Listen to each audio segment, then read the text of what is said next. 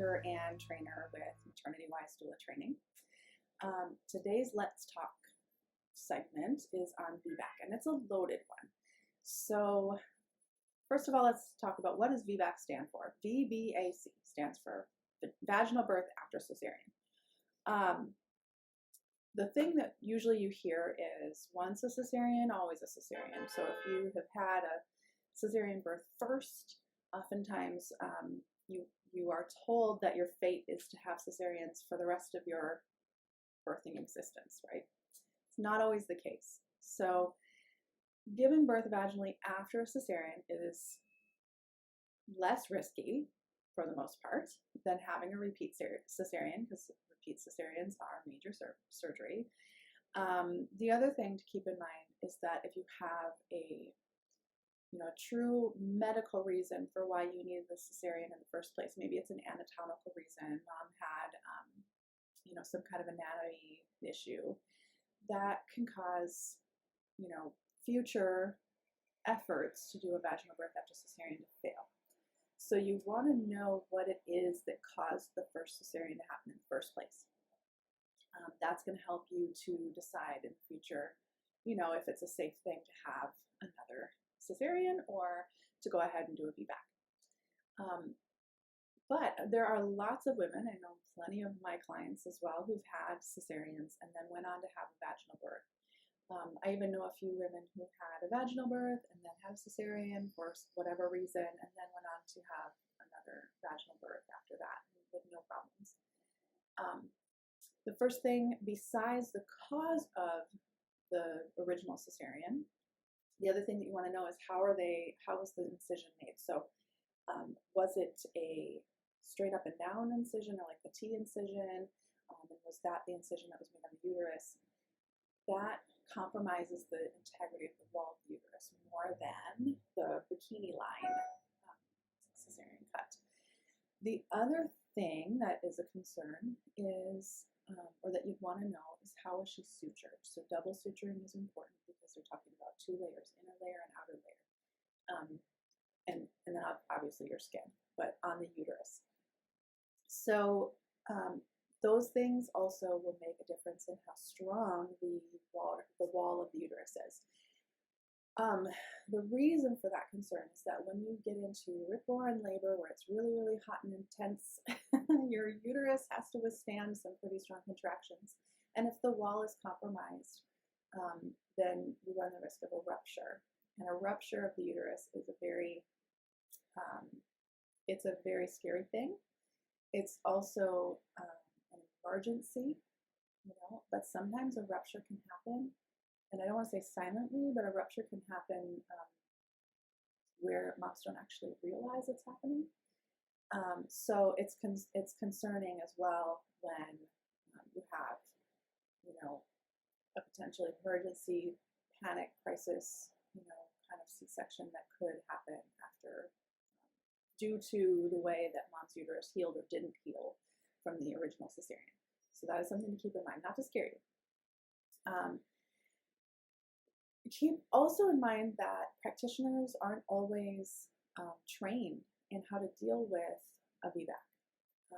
There are oftentimes, practitioners who are just told you can't do, there's a whole era, there's a whole generation of OBs that were put through school and who were told, there is no such thing as VBAC. We don't do those. That is not allowed. And so there are actually hospital protocols and sometimes entire OB groups who just will not do VBACs.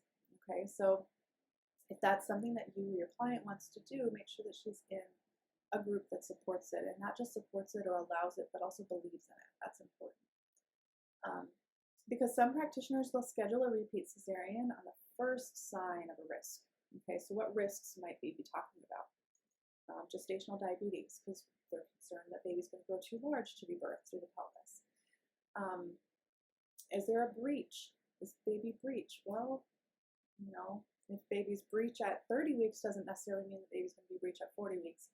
So sometimes you see doctors who will just jump on that bandwagon and say, oh, well, your baby's still breech, so we're going to schedule your C-section. Well, for breech, let's wait it out a little bit, okay? I also know several women who've given birth breech and it was not an issue, but that's just the way that they did birth. It is a variation of normal. The problem is that we don't have a lot of practitioners who are even trained in how to do breech. Again, also hospitals' protocols may disallow practitioners from doing breech. Liability insurance sometimes disallows practitioners from doing breech. So there's quite a few hurdles to jump in order to do a breech birth. Most of the time, you're not going to see any issues if you're at a home birth, maybe at a birth center, but make sure you're having this discussion with your practitioner because that's where the rubber meets the road, right? Let's see, blood pressure. So if your blood pressure is high, especially with a VBAC mom who may have trauma and just walking into the doctor's office may be a trigger for her, that could send her blood pressure high. So kind of making sure that high blood pressure is actually what she's experiencing and not just that it's iatrogenic, which means doctor caused or medical professional caused high blood pressure. If she's past dates, so how accurate is her due date? Is it possible that her due date was underestimated by a few days or a week? If she's being pressured to give birth by a certain date, that can cause a problem mentally, psychologically. We see it all the time. Women who, it's almost like where you think that babies are library books, and if they're past their date, we're gonna get in trouble. Babies are not library books; they're not due on a certain date. They're just expected on a certain date, and if they don't come before that date, it doesn't mean there's something wrong. It just means that they're not ready yet, and mom's not ready yet, and they work together to determine when they are ready. But being past dates is a concern and oftentimes a reason to not allow a woman to do a VBAC. Another one would be low fluid. Don't get me started on low fluid, guys. That's a whole tangent that we can get into on another.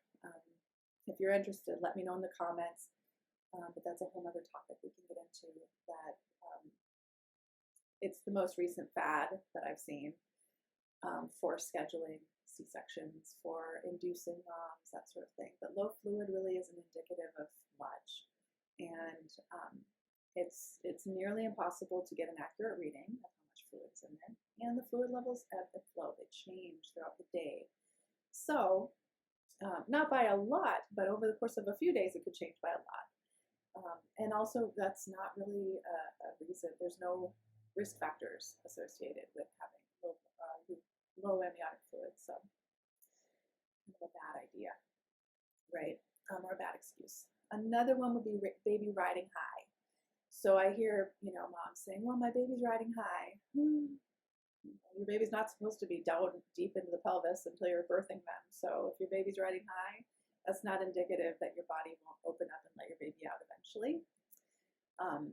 So again, these are all sometimes reasons why kind of disqualifying mom from being able to have a VBAC or being an ideal candidate for a VBAC. It's kind of frustrating. Those are just to name a few. So the next thing I want you to know is something called trial of labor. So you'll hear that term kind of thrown around, trial of labor. And what that means is it just basically kind of comes from this concept of mom's not capable of having this baby vaginally, but we'll let her try. We'll give her a trial, which kind of also means like a period of time, right? We'll give her a trial of labor. So we'll let her be in labor for a period of time. And if she doesn't accomplish what we set out as her, goalposts, if she doesn't hit those goalposts, then that's it. Her trial of labor is over and she failed. So imagine the mindset of a woman who probably had a very traumatic first birth, if it was a C-section and it was some kind of traumatic event. Imagine psychologically how that would make her feel to be put into that position of perform or lose your opportunity. that's not good. It's not helpful. So it's important for us to make sure that she understands that a trial of labor is really just her opportunity to labor and to not think about deadlines or anything like that, and just let her body do its job. So what does she need? What does a VBAC mom need? Well, she needs to work through her trauma. If she has trauma, she needs to heal. She needs to forgive. She needs patience. She needs space. And she also needs faith in her ability. So faith in herself to do birth, but also faith coming from her caregivers that they believe she can do birth. That will go miles before, even if you have a group that is allowing VBACs, that doesn't mean that they believe in it. That doesn't mean that they are encouraging of it. So you need to find a group practice or a practitioner who is very happy to do VBACs and sees it as empowering, because that is what she really needs ultimately, is that empowerment. And a couple pitfalls that I wanted to also mention, protocols that you might not know about. First of all, they're not likely going to use Pitocin or Cytotec. And I say not likely because they shouldn't be using those things, but we do see practitioners occasionally using unsafe practices, but we don't want to see Pitocin being used because that can create unnaturally strong contractions and can be concerned about the strength of the wall of the uterus. Cytotec, same thing. Cytotec actually has a history of very, very few, but it does exist, a history of women's uteruses rupturing just from the use of Cytotec, even women who've never had a cesarean. So a woman who has a potentially, or what we would expect would be a fully healthy, strong uterus, being pushed beyond its limit by Cytotec. So definitely don't want to be using that. Instead, what they might use to encourage labor, if let's say mom goes post-dates and they want to encourage labor to move on and not let her go overdue. Instead, they may use the balloon, which is where they put a balloon up. It sits like this on either side of the cervix. So you've got outside the cervix, inside the cervix. They put it in there. They put some saline water in there, and it blows up the balloon on either side. And what happens is that balloon's trying to create one tube, right? And so it'll manually open the cervix. That tends to be it's not very comfortable for moms, from what I'm understanding, what I'm being told. It's not very comfortable, but it is probably the least, and it feels invasive, but it's probably the least invasive, and runs the least number of risks along with it. The other one would be rupture of membranes. So sometimes they'll break mom's water just to get her started. Not a good idea, especially if you have a baby who's not in a perfect position. Not a good idea, because a VBAC mom, she already has enough kind of going against her. We don't want baby coming down into the pelvis with no cushion, no buoyancy, and that bubble and cushion where they can kind of adjust and move themselves. So, but it is an option, right? It's certainly probably a better option than going straight to surgery. The other thing to know is that because the mindset of the practitioners is we're likely to end in a cesarean, that's their mentality. They will restrict food and liquids. And in other settings of birth, ACOG even encourages moms to eat and drink during labor, right? So they put a paper out on that. But during a VBAC, which mom's needs don't change just because she has a VBAC. She still needs calories for energy, but they're going to try to restrict her food intake and liquid intake because they are anticipating that they're going to end surgery. So there's that. Well, hopefully giving you a little bit of insight on VBACs, and please let me know if you have more questions about it. Leave it in the comments. And if you have other questions that you'd like me to address in a video, or another topic that you'd like me to address in a video, that's fine too.